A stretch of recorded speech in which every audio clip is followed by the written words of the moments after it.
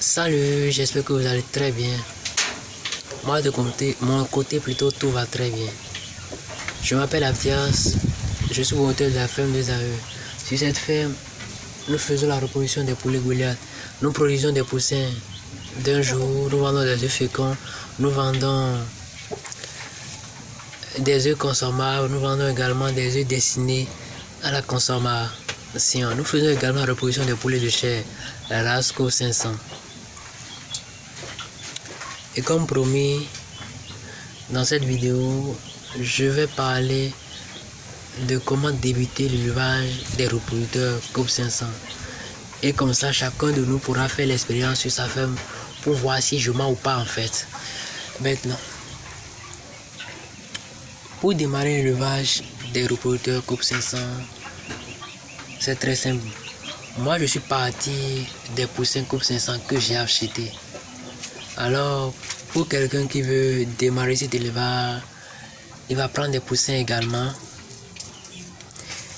Avant que les poussins, il lance la commande. Avant que les poussins arrivent, il va bien préparer l'endroit, préparer la poussinière, désinfecter le lieu, acheter le coupeau, installer le coupeau, acheter les produits nécessaires pour réussir l'élevage là, les produits de vétérinaire bien sûr. À part cela, il doit aussi acheter les vaccins qui sont très importants. Il faut acheter les vaccins qui sont très importants. Alors quand les sujets arrivent, il faut penser à les vacciner.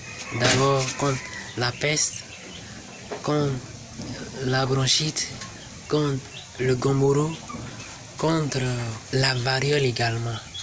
Contre la variole également.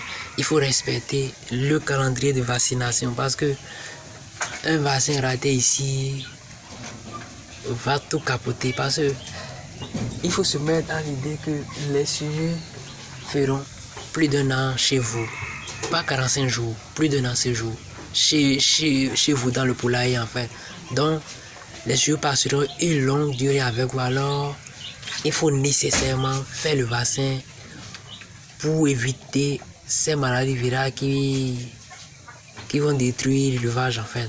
Donc il faut vacciner les sujets à bonne date. À part cela, ne pas oublier le chauffage qui est très important. Le chauffage qui est très important. Préparer sa source de chaleur. Moi d'habitude j'utilise soit le charbon, soit des lampes chauffantes. Maintenant, je préconise plus les lampes chauffantes parce que une fois que vous avez les lampes chauffantes, vous n'allez pas revenir chaque fois mettre du charbon dans la cropote ou bien dans le canari ou bien dans le fourneau en fait. Non, les lampes sont allumées. Ici vous avez le courant sur la ferme, c'est déjà très bien. Alors comme ça, vous chauffez régulièrement vos sujets, vous respectez toutes les normes en fait. Vous chauffez régulièrement le sujet, il faut faire les traitements, il faut faire, ne pas oublier de traiter la coccidiose. Tout ce qui est à faire normalement, il faut le faire. Et nous savons tous que côté chauffage, c'est très simple pour vérifier la chaleur. Parce qu'il ne faudrait pas que la chaleur soit trop élevée. Il ne faudrait pas que la chaleur soit trop réduite également. Il faudrait que tout respecte les normes. Alors quand j'ai une source de chaleur qui est installée dans mon poulailler, dès que les poussins s'éloignent de cette source de chaleur, on sait que la chaleur est trop élevée. Maintenant, dès que les sujets s'agglutinent autour de la source de chaleur, il faut savoir que la chaleur n'est pas normale dans le poulailler, donc il faut augmenter la chaleur. Mais dès que les sujets sont éparpillés de part et d'autre dans le poulailler, il faut savoir que la chaleur est bonne. Donc si vous maîtrisez la chaleur, vous maîtrisez les vaccins, vous maîtrisez également comment traiter les sujets, comment prévenir certaines maladies. C'est un bon début pour cet élevage déjà. C'est un bon début pour l'élevage là. C'est un bon début pour l'élevage là. À part cela, Il faut aussi acheter des produits pour renforcer la solidité des os des sujets, parce que c'est un problème qu'on retrouve souvent chez les poulets de chair. Même à l'état poussin, on retrouve ce cas-là, des poulets de chair qui n'arrivent plus à se tenir sur les deux pieds.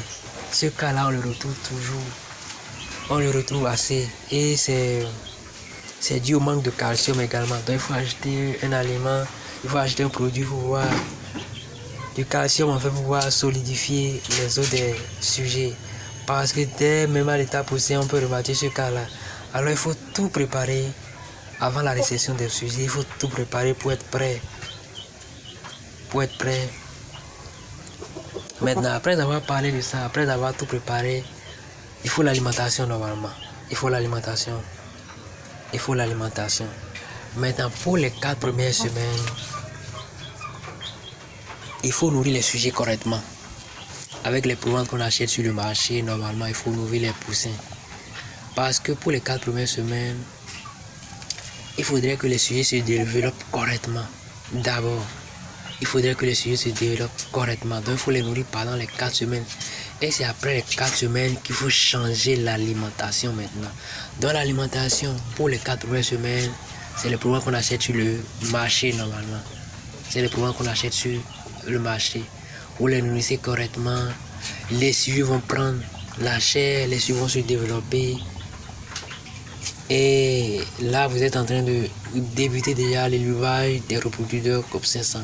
Moi, c'est comme ça que je me suis pris et je suis arrivé à ce niveau-là.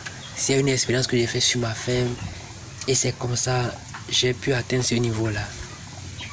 Donc, pour récapituler, pour démarrer le élevage des reproducteurs COP 500, il faut préparer les vaccins, il faut préparer le poulailler.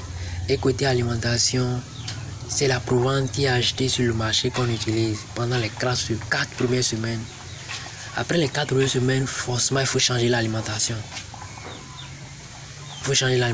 Il faut commencer par contrôler l'alimentation maintenant. Mais pour les 4 premières semaines, c'est l'alimentation qui est achetée sur le marché qu'on peut utiliser à défaut de produire même son aliment. Mais il faut quand même bien nourrir les sujets pendant les 4 premières semaines.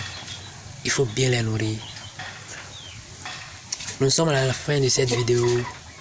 Alors pour ne pas rater mes prochaines vidéos, abonnez-vous à ma chaîne, activez la cloche de notification. Et mon plus grand souhait est que la communauté s'agrandisse. Et tout ce que moi j'arrive à faire sur cette ferme, je partagerai cela. Et chacun de nous, où que nous soyons, nous allons pouvoir faire cela pour rentabiliser notre élevage. Soutenez la chaîne en vous abonnant. Et que Dieu bénisse chacun de nous.